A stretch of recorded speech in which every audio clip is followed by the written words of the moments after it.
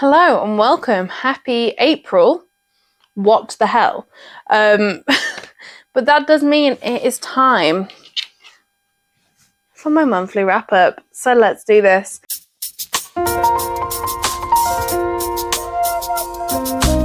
If you don't know who I am, hi, my name is Chloe. We are going to just talk about books for a while. Hope that's okay with you. Let's do this. So in March, I read a total of 6 books. That's fine. It's okay.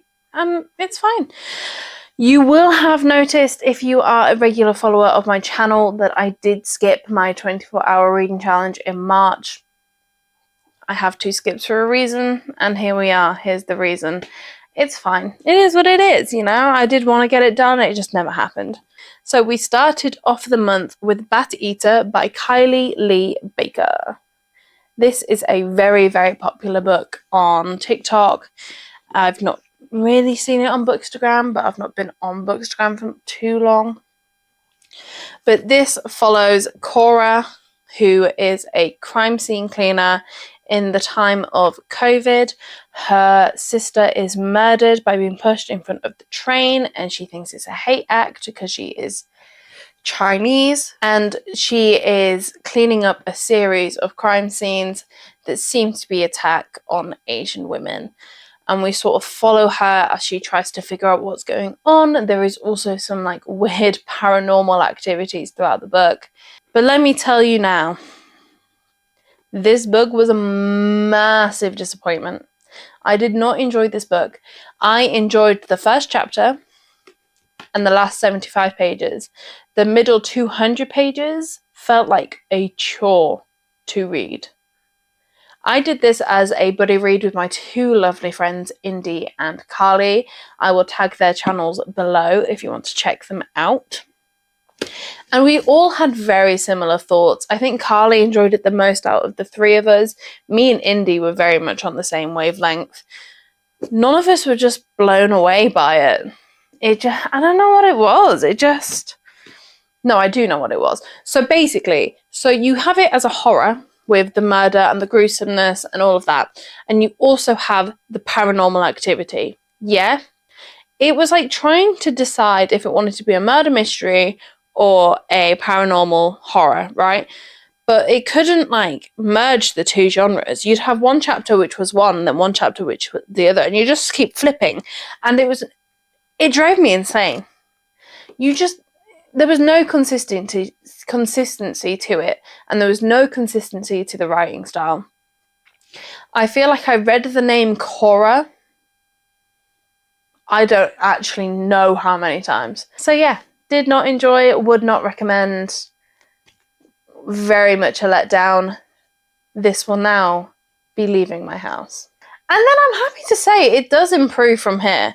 So I read The Spell Shop next by Sarah Beth Durst. If you have good memory, you will remember that I started reading this at the very end of one of my 24-hour reading challenges at the beginning of this year. For some reason, it just never happened. I don't know why, and then it ended up back on my bookshelf. But I have discovered my love for audiobooks, so I actually listened to this on an audiobook. And I really, really enjoyed myself. I thought this was a wonderful time. So in this, we're following, how are you saying it, Kyla? Yeah, let's say Kyla, who has been drawn out of her city due to a rebellion or revolution, or whatever you want to call it. And she goes to her parents' sort of country home on this little island where she grew up before they moved into the city, and they just thought that they were never going to go back. Unfortunately, her parents have passed. She's not been back to this home for a very, very long time. But as she realizes she's probably never going to make it back to the city because of the situation that's happening there, she's trying to find a way to build a home, build a life, make some money. And she opens a spell shop. Just not called the Spell Shop because magic is illegal. And do you know what? This is so fun. It's so fun. You've got a little bit of romance. Well, maybe more than a little bit. But you got romance. You've got cozy vibes. You've got a good baker. You know, This was great, and she loved to make jam, and I relate to that as my nana makes jam, and it just was really wholesome and sweet. And there's also a talking plant. Kaz is such a good character, and he gets a little friend along the way, and that just makes me so happy. I do think I am going to continue on with the series, because I do believe we're now on to book 3, maybe? I might be making that up, but I will definitely be continuing with it. I do think I kind of want to continue with it on audiobook, because that's how I've taken in the first one. But obviously I'll need the physical copies to go on my shelves, obviously. But I am currently trying to aim the audiobooks that I'm listening to books that are currently on my shelves to help me reduce my TBR. So, you know, we'll see. I once again on audiobook listened to The Housemaid's Secret by Freida McFadden. Now, if you watched my last video, you would know this was one of my options for my TBR prompt that I did. And obviously, I didn't pick it. It wasn't this book that I picked. Didn't feel like I was in the mood for it. And then I was. Then all of a sudden I was. And it was on BookBee, and I had time to listen to an audiobook. So I did. My concerns about this book, because obviously this is a follow-on from The Housemaid. My concern about this book was that it was basically going to be a copy and paste of The Housemaid. And there were elements where it was. You know, there was elements. But overall, I do think the story was different enough. So obviously we're still following Millie, as it's been a few years since the end of The Housemaid, and she's just trying to get her life together. You know, she's a college student now. She's trying to become a social worker. She has a boyfriend called Brock.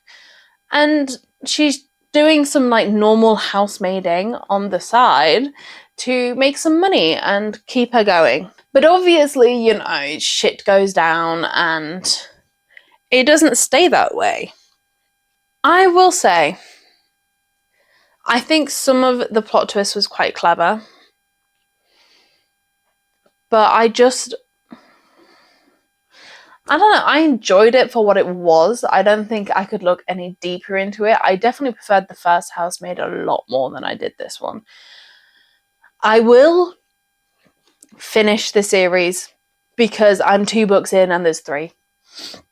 So it's pretty much now just out of like obligation.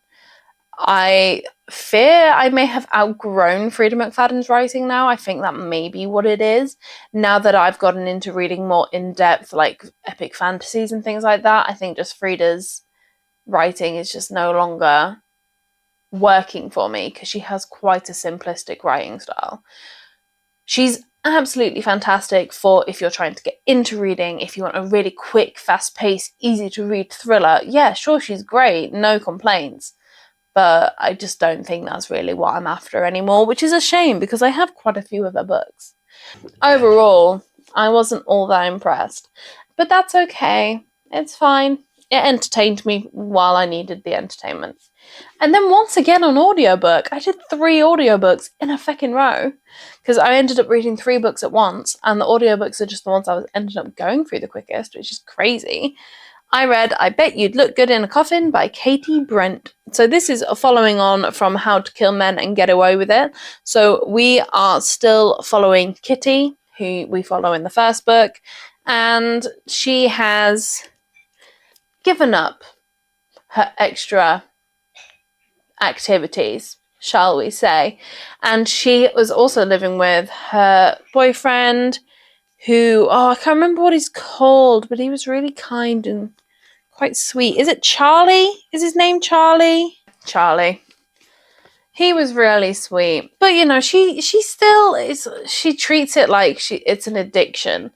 And I mean, in her mind, it is an addiction. She's addicted to this extra activity that she has, which just is killing people. Well, killing men that are typically horrible to women. So, you know, there's the question of do they deserve it, which is in the first book, and it follows through to this book as well. Her mother appears out of nowhere. She is engaged to a man that Kitty has never met, and her and Charlie ship on over to France. to go to the wedding, much to Kitty's disapproval. And even though she's in another country, the chaos just continues and grows, honestly. There are a few things in this book that I just did not expect. I had one suspicion and I was completely wrong, which it's actually kind of rare. I'm pretty good at spotting plot twists, and this one, I just didn't quite see. I enjoyed it. I don't know if I enjoyed it as much as How to Kill Men and Get Away with It, but I did enjoy my time with it. It did really, really entertain me while I was listening to it. The writing style is pretty easy to follow. The plot was, even though there is chaos throughout the book, the plot itself is really easy to follow. The ending was really, really interesting, and it sort of makes you question things and weirdly relate to this woman that, kills men for shits and gigs, It was just a good time. I didn't want to stop listening to it. I was listening to it everywhere. Absolutely everywhere. I will say, there's a lot of swearing in this book. That's probably like one of my main issues with it, is how much swearing is in this book. And this is coming from someone who swears a lot. Like, I swear a lot. I think it's a great way to express how you're feeling, but I think it's just overdone in this book. It is constant in the dialogue. It's all the time. And sometimes it just felt unnecessary, And then I eyeball read Sorcery by Terry Pratchett. So this is, what is this, the 5th book, I want to say? Yeah, the 5th book in the Discworld series. We're really starting to make our way through these, and I'm very happy about it, because every single time I do, they just get better and better. So we are back with Rincewind in this story, who is the wizard you spend the first 2 books with. And he just has a way of ending up in some form of drama that he really doesn't want to be in, really can't be bothered to be with. And then he always gets stuck with like some woman that he's kind of scared of. And he just doesn't know how to navigate it, and it's so good. And then you've got Luggage, and Luggage is a great time. You also have the appearance of death throughout, and I love Terry Pratchett's writing so much. It's so entertaining. I laughed out loud so many times throughout reading this book. And it's very rare that I laugh out loud at a book, but this made me do it on a number of occasions. I was reading it at my desk at work on my lunch break, and I'd be laughing, and they'd be like, who is this crazy person? This is my favourite Discworld book that I've read so far, and if you go back to last month, you'll see me saying that about Mort, but this has now overtaken Mort. I did this as a buddy read with my lovely friend Catherine, and we literally were just messaging each other throughout it going, wow, this is so good. We both just absolutely adored this book. There was a few interesting characters, and we have officially met the librarian. I knew about the librarian because my father is a big Terry Pratchett reader, so there's bits and pieces about the Discworld that I know, and I knew of the librarian, but now I've met the librarian, I love them. Love them. I will say this time and time again. Terry Pratchett's character work is some of the best character work done. And I don't know, you can't change my mind on this. So don't even try. But if you are wanting a good, fun fantasy series that you can just dive into and meet so many wonderful characters, you really need to consider picking up the Discworld, because you just need to get through The Colour of Magic and The Light Fantastic. They are probably the weaker ones that I've read so far, especially Colour of Magic. That's probably the weakest one. But then it's just like something clicked in Terry Pratchett's head, and everything just became bloody fantastic. And last but not least, if you watched my last video, you'll know what this is, and you'll know my thoughts, but let's talk about it anyway, and that is A Fate Inked in Blood by Danielle L. Jensen. This was my TBR prompt pick for the first episode of my TBR Tackle series. And wow, did I have a good time or what? So in this, we are following Freya, who is our main woman, and ooh, what a woman she is. So this is a Norse mythology inspired fantasy. Freya is actually a descendant of the god Hil, and her unfortunate new husband Snorri, I don't know how you pronounce it, I'm sorry, wants to use her to become this big powerful king. His son Bjorn absolutely worships the ground that Freya walks on. He does from the beginning, and it's beautiful. And he has been assigned to protect Freya. He also has the blood of a god in him, so they sort of like bond their way of using the strength that the gods give them. And we follow Freya as she tries to become someone that feels worthy and dependable and reliable, and people like should look towards in battle. But she's also, in a way, a really vulnerable character, and it's so interesting. I really enjoyed my time with this book. It took me a lot longer to read than I wanted it to, and I'm really sad about it, but I had a great time. As someone who is a big fan of the TV show Vikings, right? Just like little things were making me happy while I was reading the book, like reading about the Great Hall and how, you know, they wanted to die in battle to get to Valhalla. Just, you know, the character names like Bjorn, and there was a Ragnar, and all of it was just making me happy. But then I found I was just so invested in the story without even realizing it. I don't know when it happened. I think it happened quite quickly, to be fair, but like, I went from being like, oh yeah, they see this in Vikings, they do this in Vikings, to wow, this is an incredible story. I feel like there's not much I can actually say about it without spoiling anything, because so much happens in this book. So much happens in this book. And if you've not read it yet and you do read fantasy, I really highly recommend it. Obviously, I will be continuing on with the series. I do need to get the second one whenever I can. I will be getting my mitts on it at some point. I guess the plot twist. Yeah, the big plot twist at the end that leads you to the cliffhanger for the second book.